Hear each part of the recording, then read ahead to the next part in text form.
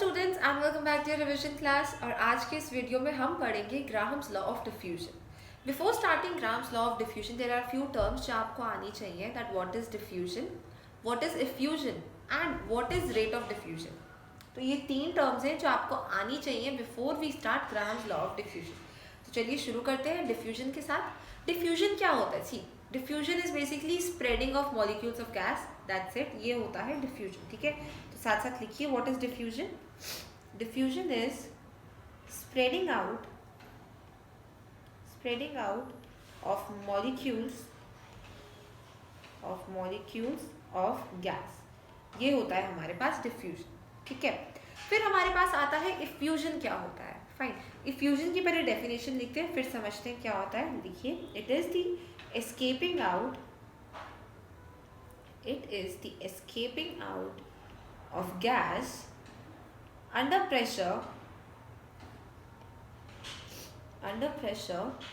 through a small hole, ठीक है। तो ये थी हमारे पास इफ्यूजन। अब इफ्यूजन हुआ क्या? बेसिकली देखो, it is the escaping of gas, ठीक है। गैस का एस्केप होना from high pressure to low pressure through a small hole, ठीक है। जैसे हमारे पास एक गाड़ी का टायर है या फिर साइकिल का टायर है, फाइन। अब उसमें पंचर हो जाता है, पंचर हो गया। अब अंदर प्रेशर ज्यादा होता है टायर के, है ना, हमने पढ़ी है ये चीज। तो प्रेशर, उस छेद से हमारे पास हवा बाहर निकलती है, उस होल से हवा बाहर निकलती है, ठीक है। क्या हो रहा है? Escaping out of gas through a small hole from high pressure to low pressure, क्योंकि बाहर प्रेशर कम है, टायर में ज्यादा है। तो यही हुआ हमारे पास, क्या हुआ? इफ्यूजन हुआ, ठीक है। नेक्स्ट हमारे पास आता है rate of diffusion. Rate of diffusion. अब रेट ऑफ डिफ्यूजन क्या होता है? नाम से ही पता चल रहा है रेट क्या होता है। Rate diffusion, rate of diffusion क्या होगा? Volume of gas diffused per unit time. यही हुआ, है ना। लिख लो चलो। It is the volume of gas diffused per unit time, ठीक है। ये बन गया हमारे पास रेट ऑफ डिफ्यूजन। और इसको हम R से डिनोट करते हैं, and volume of gas diffuse divided by time. ये हुआ हमारे पास रेट डिफ्यूजन का, ठीक है। क्लियर है यहाँ तक? अब चलते हैं हम हमारे मेन टॉपिक पे, that is Graham's law of diffusion. अब ग्राहम्स लॉ ऑफ डिफ्यूजन से हमें क्या पता चला? पहले लॉ पढ़ते हैं क्या था, ठीक है।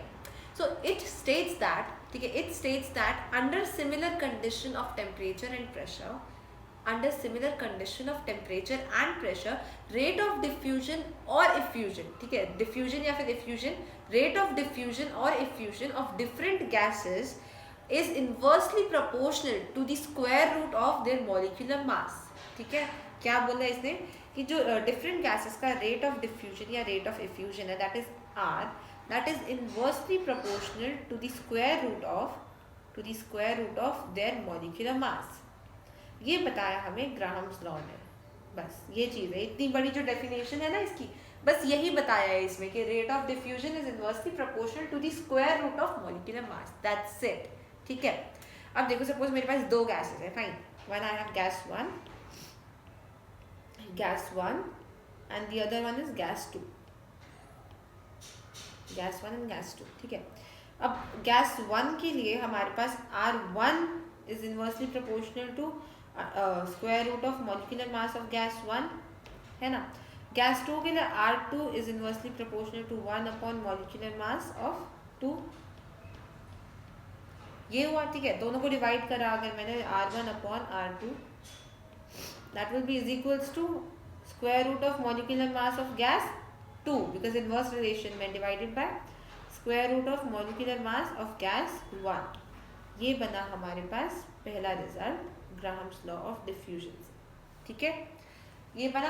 अभी हमने ऊपर पढ़ा था दैट रेट ऑफ डिफ्यूजन जो है हमारे पास, रेट ऑफ डिफ्यूजन R जो है that is equals to V by T, ठीक है।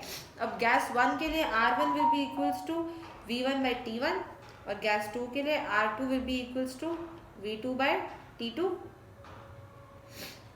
होगा। दोनों को डिवाइड करा अगर मैंने, R1 by R2 will be equals to V1 by T1 into V2 by T2, मतलब T2 by V2 है ना, यही बना।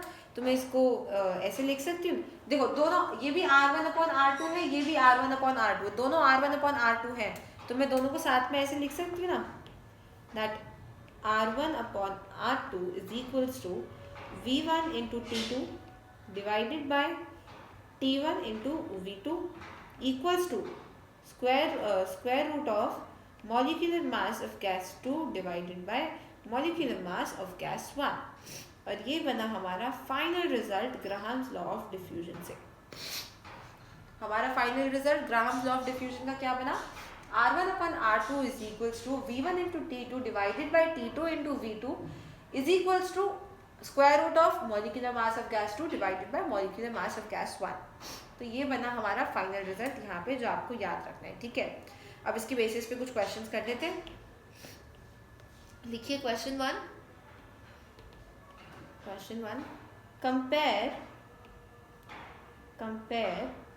Rate of diffusion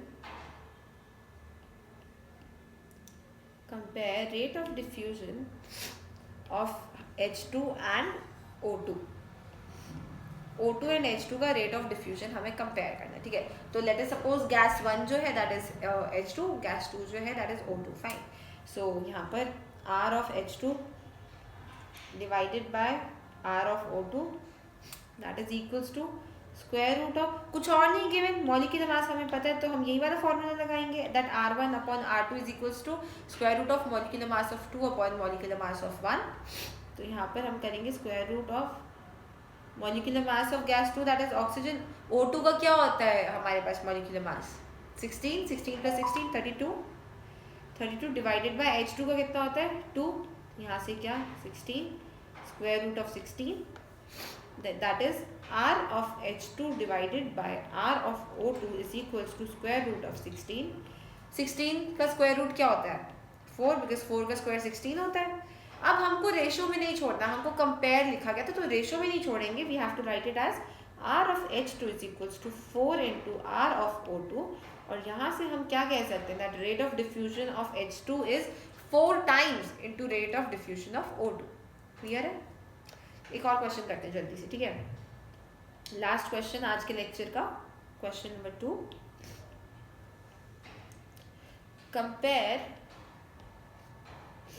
compare rate of diffusion